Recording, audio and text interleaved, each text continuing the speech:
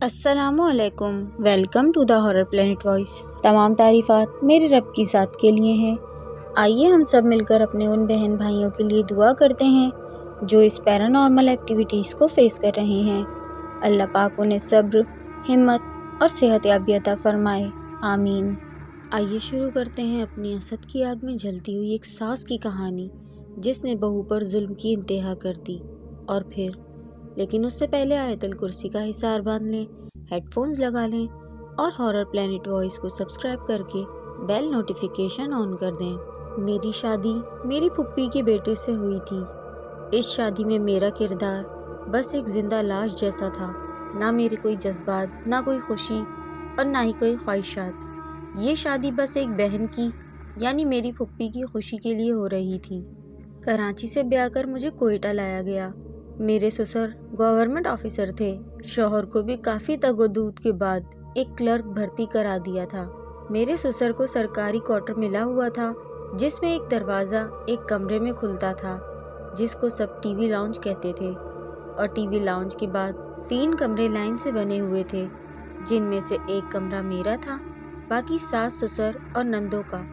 نندوں کے کمرے میں ایک دروازہ تھا جو عقبی صحن میں کھلتا تھا جہاں ایک بہت بڑا اور گھنا درخت تھا جس نے سارے صحن کو ڈھانپا ہوا تھا، اور وہاں معمول سے زیادہ ٹھنڈک اور عجیب سی مہک ہر وقت پھیلی رہتی تھی، جیسے گوشت پکایا جائے اور سالن جل جائے۔ عقبی دروازہ سال بھر بند رہتا تھا، گرمیوں میں کھول دیا جاتا تھا کیونکہ گھر چھوٹا تھا تو حبس اور گرمی زیادہ ہو جاتی تھی۔ میرا ولیمہ کوئٹہ میں کیا گیا۔ ولیمے کی رات میں دلہن بنی اپنے کمرے میں بیٹھی تھی۔ مہمان عورتیں مجھے کمرے میں دیکھنے بار بار آ جا رہی تھیں۔ میری ساس نے مجھے سختی سے منع کیا تھا کہ ہمارے یہاں جب کوئی دلہن کو دیکھنے آتا ہے تو دلہن اس کی طرف آنکھیں اٹھا کر نہیں دیکھتی، نظریں جھکائے رکھتی ہے۔ تم بھی نظریں جھکائے رکھنا، اس سے معلوم ہوگا کہ دلہن کتنی خاندانی ہے۔ ہم ایک ہی خاندان سے تھے مگر پھپھو کی شادی خاندان سے باہر ہوئی تھی تو وہ الگ ہی رسم و رواج کی قائل ہو چکی تھیں۔ خیر، میں نظریں جھکائے بیٹھی رہی، عورتیں آتی اور چلی جاتی۔ خواتین کا رش کم ہوا ہی تھا کہ اچانک مجھے محسوس ہوا کوئی عورت تیزی سے کمرے میں داخل ہوئی ہے اور عین میرے سامنے آ کر کھڑی ہو گئی، مجھے مسلسل گھور رہی ہے۔ جب مجھے عورت کی نگاہوں سے ناقابل برداشت کوفت ہونے لگی تو میں نے نظریں اٹھا کے عورت کی جانب دیکھا۔ میرا سانس تھم گیا۔ سامنے موجود عورت پوری جلی ہوئی تھی اور غیظ و غضب سے مجھے ایسے دیکھ رہی تھی جیسے ابھی مجھے جان سے مار دے گی۔ اس عورت نے میری طرف پیش قدمی کی۔ میں خوف کے مارے چیخنا چاہتی تھی مگر میری آواز نہیں نکل رہی تھی۔ میں اسے آگے بڑھتے دیکھ رہی تھی کہ اچانک دروازہ کھلا اور چند عورتیں مجھے دیکھنے کے لیے کمرے میں داخل ہوئیں۔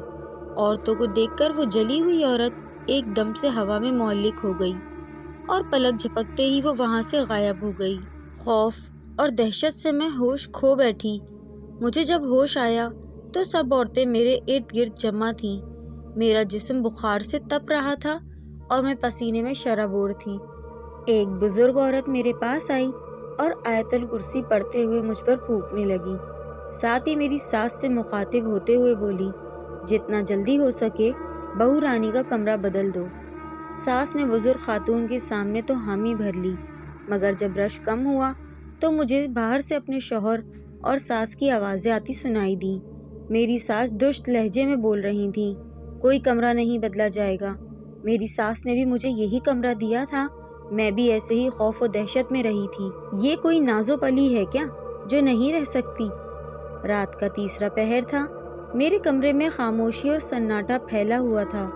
میرے شوہر، جن کا نام فرحات تھا، گہری نیند میں تھے اور میں سوچوں کے جنگل میں بھٹک رہی تھی کہ یہ میرے ساتھ کیا ہو رہا ہے اور آگے کیا ہوگا کہ ایک سفید کپڑوں والی عورت اپنے لمبے بالوں میں اپنا چہرہ ڈھانپے کمرے میں داخل ہوئی۔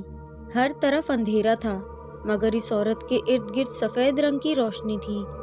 وہ عورت دھیمے دھیمے چلتے ہوئے میرے پاس آئی اور میرے سامنے کھڑی ہو گئی۔ میں سانس روکے آنکھیں کھولے اسے دیکھتی ہی رہی۔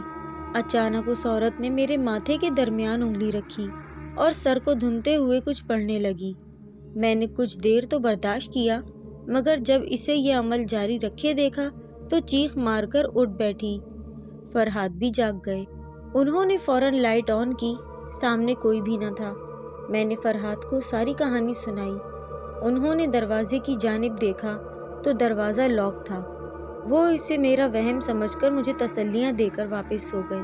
صبح ناشتے کی میز پر میری ساس نے سب کے سامنے مجھے رات والی چیخ کی آواز پر ڈانٹنا شروع کر دیا۔ دیکھو بی بی، ہم عزت دار لوگ ہیں، یہ چھوٹے چھوٹے کوارٹر ہیں، یہاں ذرا سی اونچی آواز میں بات کرنے سے ہی آواز دوسرے کوارٹر میں جاتی ہے، یہاں یہ آدھی رات کو چیخیں مارنا معیوب نہیں سمجھا جاتا۔ میں نے دوبارہ تمہاری آواز سنی تو میں تمہیں یہاں سے چلتا کروں گی۔ میری ساس نے صبح صبح جو میری سب کے سامنے بے عزتی کی وہ میرے ضمیر پر ہتھوڑے کی مانند لگی تھی۔ میں خاموشی سے اٹھ کر اپنے کمرے میں آ گئی اور خود کو سمجھانے لگی کہ مجھے اس کمرے میں بلکہ اسی گھر میں انہی حالات و واقعات کو نظر انداز اور برداشت کر کے رہنا پڑے گا۔ زندگی تیزی سے گزر رہی تھی۔ میری ساس سندوکی مجھ سے کچھ خاص نہیں بن پائی تھی۔ میں سارا دن گھر کے کام کرتی اور جو وقت ملتا تنہا اپنے کمرے میں گزارتی۔ مجھے وہ جلی ہوئی عورت دوبارہ نظر نہیں آئی تھی، مگر وہ سفید کپڑوں والی عورت بہت بار دکھائی دی تھی۔ گھر میں سب شادی پر گئے ہوئے تھے، مجھے ساتھ لے جانا ضروری نہ سمجھتے ہوئے مجھے گھر کے بارے کچھ احکامات دے کر سب مجھے اکیلا چھوڑ کر چلے گئے۔ فرحاد رات 8 بجے دفتر سے آتے تھے، ابھی 5 بجے تھے۔ میرے پاس گھر میں تنہا رہنے کے 3 گھنٹے تھے، جن کو سوچ سوچ کر میں گھبرا رہی تھی۔ جہاں سب کے ہوتے ہوئے بھی مجھے ڈر لگتا تھا، آج میں وہاں اکیلے 3 گھنٹے کیسے گزاروں گی؟ میں نے لینڈ لائن سے فرحاد کے دفتر کا نمبر ملایا۔ دوسری کال پر میرا رابطہ فرحاد سے ہو گیا۔ انہوں نے مجھے تسلی دی اور کہا، تم تیار رہنا، میں جیسے دفتر سے آؤں گا تمہیں باہر لے جاؤں گا۔ یہ سن کر میں بہت خوش ہو گئی۔ یہ پہلا موقع تھا جب ہم شادی کے بعد اکیلے کہیں گھومنے جا رہے تھے۔ میں نے فون رکھ کر کپڑے پریس کیے اور نہانے چلی گئی۔ میرے بال بہت لمبے اور گھنے تھے، جو سوکھنے میں کافی وقت لیتے تھے۔ نومبر کے آخری دن چل رہے تھے۔ میں نہا کے آئی، بالوں کو خشک کیا اور کمبل لپیٹ کر لیٹ گئی۔ ابھی 8 بجنے میں 2 گھنٹے باقی تھے۔ نہ جانے کب میری آنکھ لگ گئی اور میں سو گئی، مگر کسی پہر مجھے یوں محسوس ہوا جیسے کوئی میرے بالوں میں انگلیاں پھیر رہا ہے۔ مجھے لگا فرحاد آ چکے ہیں۔ میں باہر جانے کی خوشی میں ایک دم سے جاگ گئی اور جب میری آنکھ کھلی تو میری چیخ نکل گئی۔ میرے سر کے پاس وہی سفید کپڑوں والی عورت جس کا منہ اس کے بالوں نے ہمیشہ کی طرح ڈھانکا ہوا تھا، میرے سر کے پاس بیٹھی میرے بالوں کو سہلا رہی تھی۔ خوف کے مارے میری چیخ نکل گئی، جس کو سن کر ہمارے ساتھ والے ہمسایوں کی بزرگ خاتون آ گئیں۔ انہوں نے مجھے تسلی دی اور آیت الکرسی کا ورد کر کے مجھ پر مسلسل دم کرتی رہیں۔ ساتھ ہی مجھے اپنے بال باندھنے کو کہا۔ میں نے فوراً ان کی ہدایت پر وہ عمل کیا۔ کافی دیر تک وہ خاموش بیٹھی مجھے دیکھتی رہیں اور پھر کہنے لگیں، بیٹا، یہاں اس کمرے میں بہت احتیاط سے رہا کرو، یا کوشش کرو تم اس کمرے سے کسی دوسرے کمرے میں شفٹ ہو جاؤ۔ میں نے تمہاری ساس کو بھی کہا تھا کہ نئی دلہن کو یہاں مت رکھنا، مگر وہ کب کسی کی سنتی ہے۔ میں نے ہمت کر کے بزرگ خاتون سے پوچھ ہی لیا، آخر اس سب کی کیا وجہ ہے اور میں اس کمرے میں کیوں نہ رہوں؟ ابھی بزرگ خاتون نے مجھے اس متعلق بتانے کا آغاز ہی کیا تھا کہ فرحاد آ گئے۔ مجھے اور بزرگ خاتون کو پریشان اور ڈرا ہوا دیکھ کر وجہ پوچھنے لگے۔ بزرگ خاتون چونکہ پٹھان تھیں تو سلام دعا کے بعد گھر کو چلی گئیں اور میں نے تمام واقعہ فرحاد کی گوشے گزار کر دیا۔ فرحاد نے اسے میرا وہم سمجھ لیا اور مجھے کہا، تم آج کا پلان کینسل مت کروا دینا میرا موڈ خراب کر کے۔ میں نے گھنٹہ پہلے آفس سے چھٹی لے لی ہے کہ ہم گھومیں گے، انجوائے کریں گے، مگر تم یہاں عجیب و غریب ڈرامے رچائے ہوئی بیٹھی ہو۔ میری ساری خوشی ہوا ہو چکی تھی، مگر میں نے فرحاد کی خاطر تیاری کی اور ہم باہر گھومنے نکل گئے۔ اس واقعے کے بعد اب کوئی ایسی رات نہ تھی کہ میرے بالوں میں وہ سفید کپڑوں والی عورت ہاتھ نہ پھیرتی، اور اب میں بھی اس کے ساتھ کی عادی ہو چکی تھی۔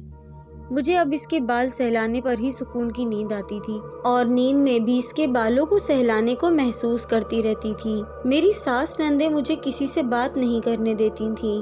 بزرگ خاتون جب بھی آتی تو میں ان سے بات ہی نہ کر پاتی۔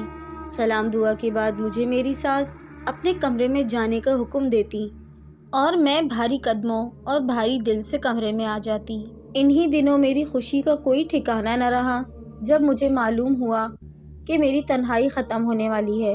ماں بننے کی خبر جیسے میرے کمرے میں موجود دونوں غیر مرئی عورتوں کے لیے کوئی اچھی خبر نہ ہو۔ سفید کپڑوں والی عورت نے اس دن میرے کمرے میں موجود ہر چیز کو اٹھا اٹھا کے پھینکا تھا، اور جب میری ساس نندیں چیزوں کے پھینکنے کی آوازیں سن کر میرے کمرے میں آئیں تو مجھ پر برس پڑیں۔ انہیں وہاں موجود سفید کپڑوں والی عورت نظر نہیں آ رہی تھی، اور وہ سفید کپڑوں والی عورت میری ساس نندوں کے پیچھے آ کر کھڑی ہو گئی۔ اس نے اپنے منہ سے بال ہٹائے۔ اس کا منہ بالکل کالا تھا، جس پر کوئی خد و خال نہ تھے سوائے آنکھوں کے، اور آنکھیں بھی سرخ رنگ کی جن کے اندر سے خون رس رہا تھا، اور اس عورت کا گلا کٹا ہوا تھا جس سے خون رس رس کر اس کے کالے لمبے بالوں میں جذب ہو رہا تھا۔ میں اس کا چہرہ دیکھ کر چیخ مارتے ہوئے ہوش سے بیگانہ ہو گئی۔ ساس نندوں نے میرا مکمل بائیکاٹ کر لیا۔ کوئی مجھ سے بات نہیں کرتا تھا۔ میری حالت ایسی نہیں تھی کہ میں کام کرتی۔ ڈاکٹر نے بھی مکمل بیڈ ریسٹ کا کہا، اور میں اپنے کمرے میں مقید ہو کر رہ گئی۔ ہر گزرتے دن کے ساتھ میری حالت خراب ہوتی جا رہی تھی، جیسے اندر ہی اندر کوئی مجھے کھا رہا ہو۔ راتوں کو ایسے درد ہوتا جیسے میرا بچہ مجھے نوچ نوچ کر کھا رہا ہو، مگر کوئی میری بات پر یقین نہیں کرتا تھا۔ ڈاکٹر الٹرا ساؤنڈ کرتی تو سب نارمل ہوتا، مگر میں اسٹریس اور خوف کے سائے میں زندگی گزار رہی تھی۔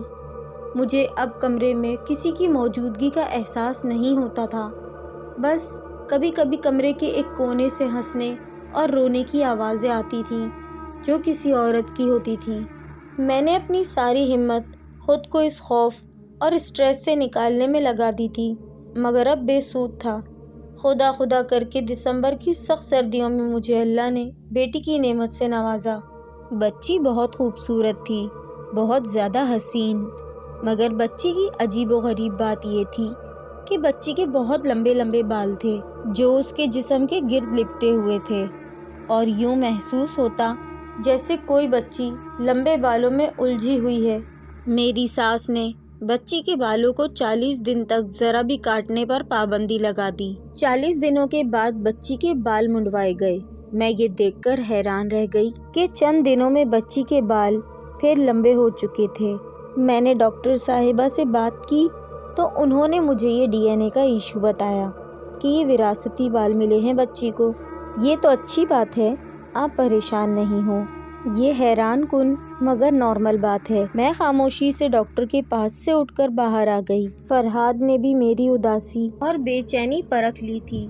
میں نے فرحاد کو بتایا تو وہ مجھے لے کے ایک مولوی کے پاس آ گئے، جنہوں نے پہلے میرا حساب کیا پھر بچی کا، اور ہمیں بتایا کہ ہم دونوں ماں بچی پر اوپری اثرات ہیں۔ مجھے اور بچی کو حفاظت کا تعویذ لکھ دیا۔ میں گھر آئی، اپنے کمرے میں پہنچی تو مجھے اسی کونے سے عورت کے بلند آواز سے رونے کی آواز سنائی دی۔ تعویذ کا اثر تھا، یا ماں بننے کے بعد شاید عورت بہادر ہو جاتی ہے۔ میں نے آواز دی کہ کون ہے وہاں؟ تمہاری موت، زنانہ آواز کمرے میں گونج اٹھی۔ میں نے پوچھا، میں نے تمہارا آخر کیا بگاڑا ہے؟ جواب نہیں آیا۔ میں ڈری نہیں تھی، میں نے اپنی بیٹی کو خود سے چپکا لیا۔ اب میری اور میری بیٹی کی زندگی میں روز کوئی نہ کوئی غیر یقینی واقعہ پیش آتا۔ کبھی ہمارے کمرے میں فرش پر خون ہی خون ہوتا، کبھی ہماری دیواروں پر خون والے ہاتھوں کے نقش ہوتے، کبھی میری بیٹی کے کھلونے خود بخود بجنے لگتے، مگر میں اب ان حالات کی عادی ہو چکی تھی۔ ساس نندوں کے ساتھ ساتھ غیر مرئی عورتوں نے بھی میرا جینا دوبھر کر دیا تھا۔ ساس نندوں کی تو مجھے سمجھ آتی تھی کہ وہ رشتہ دار ہیں اور اپنے ساتھ کی اور نہ کی گئی دونوں قسموں کی ناانصافیوں کا بدلہ مجھ سے لے رہی ہیں، مگر یہ دو عورتیں کیوں میرے ماتھے لگی ہوئی ہیں؟ یہ معمہ حل ہونے میں نہیں آ رہا تھا۔ ایک دن میں اور میری بیٹی دن میں سو رہے تھے کہ میں نے خواب دیکھا، وہی جلی ہوئی چڑیل ہاتھ میں خون کا پیالہ لیے میرے ارد گرد چکر کاٹ رہی ہے، اور چکر پر چکر کی تعداد کا بھی تعین کرتے ہوئے بآواز بلند کہتی ہے، 3 4 5 6۔ اب اس عورت کا 7واں چکر تھا۔ مجھے میری ساس کی ہم پرستی کا منطق یاد آ گیا کہ کوئی کسی کے گرد 7 چکر کاٹے تو وہ بندہ مر جاتا ہے، اور ادھر تو میرے گرد ایک چڑیل خون کا پیالہ لیے 7واں چکر پورا کر رہی ہے۔ میں نے یہ سوچ کر آنکھیں کھولی کہ یہ خواب ہے تو اس سے جاگ جانا چاہیے، مگر یہ دیکھ کر میں خوف سے ہل نہ پا رہی تھی کہ یہ حقیقت تھی۔ چڑیل نما عورت میرے گرد 7واں چکر کاٹ رہی تھی۔ میں نے اٹھ کر اپنی بیٹی کو اٹھایا اور باہر کی جانب دوڑ لگا دی۔ چڑیل نما عورت کا 7واں چکر نامکمل رہ گیا۔ سردیوں کے دن تھے، سب اپنے اپنے کمرے بند کیے بیٹھے تھے۔ میں ابھی ساس کے کمرے کے دروازے کے سامنے پہنچی ہی تھی کہ اندر سے آواز نے میرے قدموں کو شکنجے میں لے لیا۔ یہ میری چھوٹی نند کی آواز تھی، جو مجھ سے بدظن تو تھی مگر میرے ساتھ کبھی کوئی برائی نہیں کرتی تھی، نہ ہی کسی قسم کی بدتمیزی۔ امی، سب سے پہلے آپ نے بھابھی کو ایک نہیں 2 چڑیلوں کے پلے باندھا ہوا ہے، اور اب ان کی بچی جو ہمارا خون ہے اسے بھی بدلے کی بھینٹ چڑھا رہی ہیں۔ وہ معصوم ہے، کم سے کم اس پر تو رحم کریں۔ انہوں نے مجھ پر یا تم لوگوں پر رحم کھایا تھا؟ میرے بھائیوں کو مجھ سے چھین لیا، مجھے بھی ان چڑیلوں کے پلے باندھ دیا۔ میری ساس نے مجھے بھی جان بوجھ کر اسی کمرے میں رکھا تھا جہاں وہ 2 چڑیلیں قید تھیں۔ میں بھی تو زندگی گزار کے آئی ہوں ان کے ساتھ، میں نے بھی تو اپنی بیٹی کی قربانی دی تھی، وہ بھی دے گی۔ ان لوگوں کو پتہ لگنا چاہیے کہ کسی کی بیٹی کو دیا درد خود کی بیٹی کو ملے تو کیا ہوتا ہے۔ جو بھی تھا، میری ساس صحیح تھی یا غلط، میں یہ جانتی تھی کہ اس سب میں میرا یا میری بیٹی کا کوئی قصور نہیں تھا۔ میری ساس پر ظلم ڈھانے والی میں نہیں تھی، میرا کوئی لینا دینا نہیں تھا، نہ ہی میری بچی کا۔ میں نے وہیں کھڑے کھڑے فیصلہ کر لیا تھا کہ میں یہاں نہیں رہوں گی۔ میں سیدھا بچی سمیت ساتھ والی ہمسائی کے گھر گئی اور ان 2 چڑیلوں کے بارے میں کھوج لگانے لگی۔ بزرگ خاتون نے مجھے بتایا کہ وہ یہاں پچھلے 60 سال سے رہ رہی ہیں، اور وہ کوئی لگ بھگ 15 سال کی تھیں جب یہاں آئیں، اور یہاں ساتھ والے گھر میں دیورانی اور جٹھانی مقیم تھیں۔ دیورانی اور جٹھانی کے حسد کی آگ نے پورے گھر کو اپنی لپیٹ میں لے لیا، اور اس کے شعلوں کی لپیٹ میں 3 جانیں آئیں اور ساری عمر بھٹکنے لگیں۔ صبا اور شائستہ کی روز روز کی لڑائی نے ان کے شوہروں کو ان دونوں سے بدظن کر دیا تھا۔ سارا دن آپس میں لڑتیں اور رات کو شوہروں کے آنے کے بعد شوہروں سے لڑ لڑ کر سو جاتیں۔ ایک صبح صبا کے کمرے سے لاش ملی۔ شوہر نے بھائی کو سچ سچ بتا دیا کہ تلخ کلامی میں وہ آپے سے باہر ہو گیا تھا اور صبا کا گلا گھونٹ دیا۔ صبا کے میکے والوں میں کوئی نہیں تھا۔ ایک بھائی تھا جو غیر ملک آباد تھا اور کبھی غلطی سے بھی صبا کی خیر خبر نہیں لیتا تھا۔ صبا کی موت شائستہ کے لیے تو خوشخبری تھی، جو شائستہ کی سفاکیت کا منہ بولتا ثبوت تھی۔ شائستہ نے دیور کو بچانے کے لیے مشورہ دیا کہ صبا کی لاش کو آگ لگا دی جائے تاکہ آگ لگنے سے حادثاتی موت کا مقدمہ بنے۔ صبا کو اسی کمرے میں آگ لگا دی گئی اور وہ جل کر کوئلہ ہو گئی۔ راکھ کو بھی اسی کمرے کے کونے میں گڈھا کھود کر دفنا دیا گیا۔ کوارٹر چھوٹے چھوٹے تھے تو انسانی گوشت جلنے کی بو سے پورا محلہ ان کے گھر اکٹھا ہو گیا اور معاملے کی تہہ تک پہنچنے کے لیے پولیس کو بلایا گیا۔ صبا کے قاتل سمیت شائستہ کی لاش کو جلانے کا مشورہ اور لاش کو جلانے کی وجہ سے حراست میں لیا گیا۔ شائستہ کو لاش کی بے حرمتی کی سزا ملی اور 4 سال قید بامشقت کے ساتھ 2 لاکھ جرمانے کی سزا سنائی گئی۔ شائستہ جب قید کاٹ کر آئی تو اسے علم ہوا کہ اس کے شوہر نے دوسری شادی کر لی ہے اور اپنی بیوی کے ساتھ اسی گھر میں مقیم ہے۔ شائستہ کو صبا کے کمرے میں رہنے کے لیے جگہ دی گئی۔ شائستہ اب اپنے شوہر کی ہستی بستی زندگی پر قہر بن کر ٹوٹی تھی۔ روز کی لڑائیوں جھگڑوں نے گھر کا سکون برباد کر دیا۔ ایک روز شائستہ کے شوہر نے لڑائی جھگڑے میں تیز دھار چاقو اٹھا لیا۔ چاقو کی چھینا جھپٹی میں چاقو شائستہ کے گلے پر پھر گیا اور شائستہ بھی اپنے انجام کو پہنچ گئی۔ تب سے یہ گھر بھاری ہے اور تمہاری ساس کی ساس نے اسے شائستہ اور صبا کی موت والے کمرے میں رکھا، جو بہت بھاری تھا۔ صبا اور شائستہ سیب یا چڑیلوں کی صورت میں اس کمرے میں مقیم عورتوں کو ڈراتی تھیں۔ کافی مولوی آئے، سب نے یہی کہا کہ اس کمرے کو ہمیشہ کے لیے بند کر دیا جائے۔ مگر تمہاری ساس کی ساس نے مولوی سے ایسا حصار بندھوایا ہے کہ وہ دونوں روحیں اس کمرے سے باہر نہیں نکل سکتی، مگر کمرے کے اندر رہنے والی عورتوں کو بسنے نہیں دیتی۔ تمہاری ساس وہی کر رہی ہے جو اس کی ساس نے اس کے ساتھ کیا۔ اس کے لیے میں ہدایت کی ہی دعا کر سکتی ہوں، مگر بیٹی تم یہاں سے چلی جاؤ۔ میں نے واپس آ کر ماں باپ کے گھر جانے کا فیصلہ کر لیا، مگر اس سے پہلے میں مولوی کے پاس گئی، جنہوں نے اس کمرے کو ہمیشہ کے لیے بند کرنے کا اور کچھ حصار باندھنے کی آیات کا مشورہ دیا، اور ساتھ آفر دی کہ وہ اس کمرے کو حصار باندھ کر ہمیشہ کے لیے بند کر سکتے ہیں۔ حصار باندھنے سے دونوں چڑیلیں ہمیشہ کے لیے اس کمرے میں مقید ہو جائیں گی۔ مجھے یہ سب کرنا تھا۔ میں نے فرحات کو اعتماد میں لیا۔